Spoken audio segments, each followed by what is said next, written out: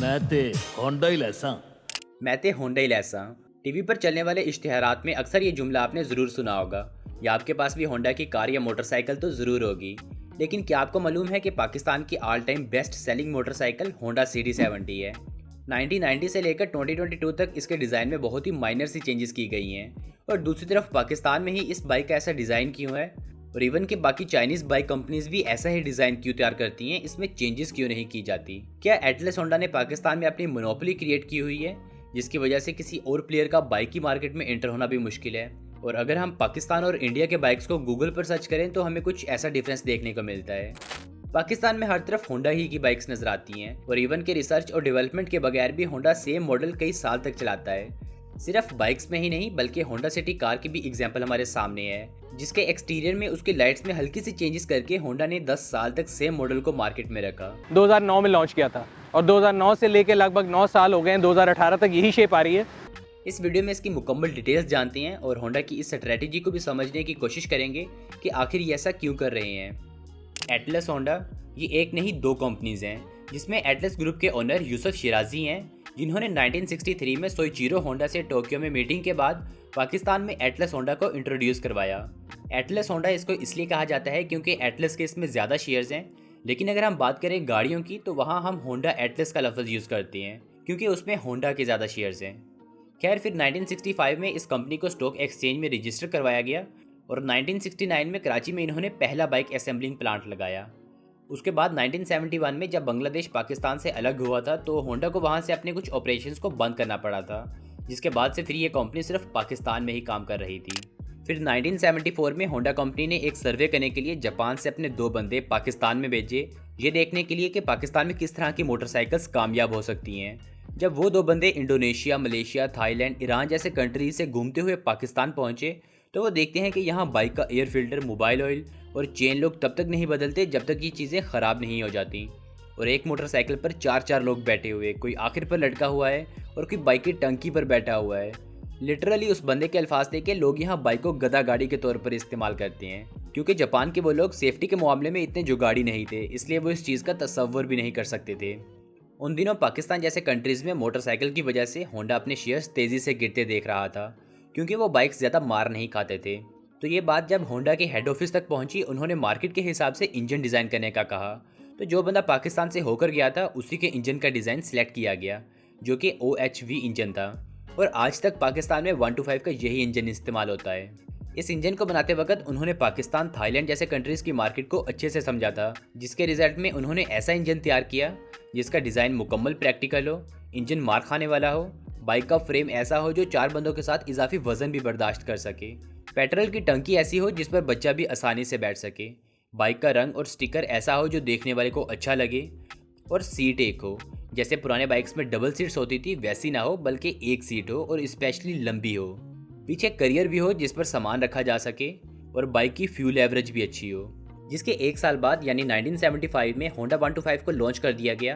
और अब सवाल ये सामने आता है कि तब से लेकर आज तक होंडा बाइक्स के डिज़ाइन में ज़्यादा चेंजेस क्यों नहीं की गई। इसमें देखा जाए तो होंडा एक यूटिलिटी बाइक है जिस पर हम सामान वगैरह लेकर आ जा सकें, और अगर हम दूसरी बाइक्स की बात करें तो किसी बाइक की फ्यूल एवरेज कम होती है और किसी बाइक पर सिर्फ 2 बंदे बैठ सकते हैं। और यही रीज़न है कि होंडा एक चली चलाई प्रोडक्ट में छेड़खानी करके अपनी मार्केट भी ख़राब नहीं करना चाहता। पर फिर ये ख्याल भी आता है कि दूसरी तरफ इंडिया भी है, जिसमें बहुत सी कंपनीज हैं जो डिफरेंट बाइक्स को इंट्रोड्यूस करवाते आ रहे हैं।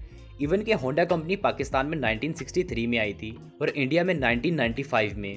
इतनी देर बाद आकर भी होंडा ने वहाँ बहुत डिफरेंट बाइक्स लॉन्च की हैं, तो पाकिस्तान में ऐसा ना करने की क्या वजह हो सकती है, जिसके लिए हमें इस पॉइंट को समझना बहुत ज़रूरी है। Economy of scale. बेसिकली 2006 में होंडा CG125 डीलक्स को इंट्रोड्यूस किया गया और इसी साल शेखुपुरा प्लांट को भी एक्सटेंड करके 5 लाख यूनिट की कैपेसिटी के साथ बनाया गया।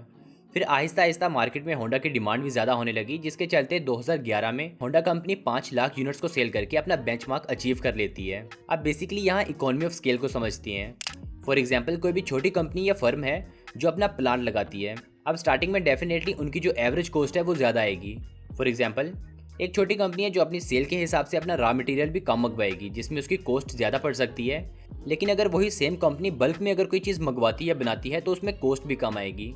इसी तरह अगर फ्यूचर में उन्हें प्रॉफिटेबल होना है तो उन्हें अपनी आउटपुट को बढ़ाना होगा, यानी ज़्यादा प्रोडक्ट सेल करने होंगे।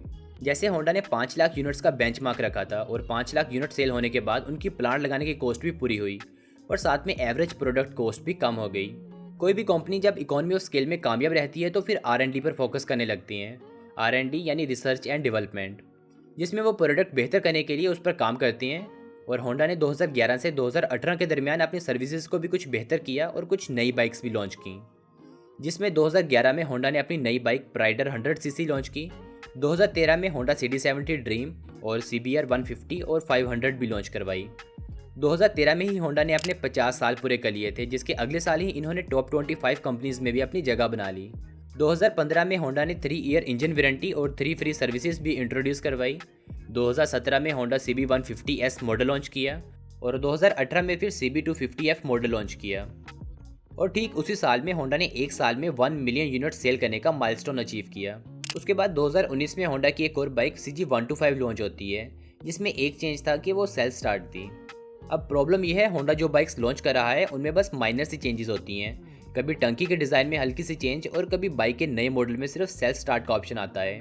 और होंडा की प्राइसेस आसमान को छू रही होती हैं, जिसके बावजूद उनका प्रोडक्ट भी बिकता है और मज़े की बात है टॉप सेलिंग भी रहता है।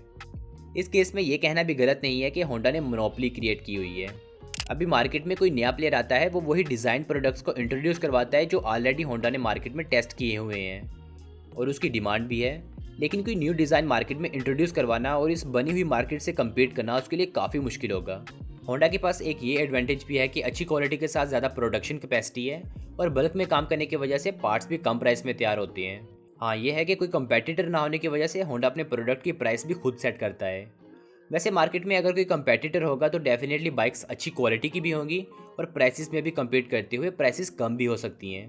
तो डेफिनेटली इस मोनोपोली को ख़त्म करना है तो इसके लिए कंपटीशन होना ज़रूरी है, क्योंकि फिर कस्टमर के पास कम प्राइस में खरीदने के भी ऑप्शन होते हैं। तो जैसा हमने 2022 में देखा था कि जैसे ही मार्केट में नए प्लेयर्स की एंट्री हुई है तो होंडा, टोयोटा, सुजुकी, इन कंपनीज की जो मोनोपोली क्रिएट हुई थी वो भी खत्म होने लगी। लेकिन क्या आपको लगता है कि पाकिस्तान के जो हालात चल रहे हैं, जहाँ बहुत सी पुरानी कंपनीज भी बंद हो रही हैं, इसको देखते हुए पाकिस्तान में कोई ऐसा रिस्क लेगा? इस पर मैंने ऑलरेडी एक वीडियो बनाई है जिसमें हमने पाकिस्तान के बैंकरप्ट जाने की बात की है और उसमें सॉल्यूशंस को भी अच्छे से डिस्कस किया है, जिनको फॉलोअप करते हुए हम पाकिस्तान को बैंकरप्सी से भी बचा सकते हैं। तो बाकी होपफुली मैं उम्मीद करता हूँ कि आपको ये वीडियो से भी काफ़ी कुछ सीखने को मिला होगा। अगर आपको ये वीडियो पसंद आई तो वीडियो को लाइक और अपने दोस्तों के साथ लाजमी शेयर करें।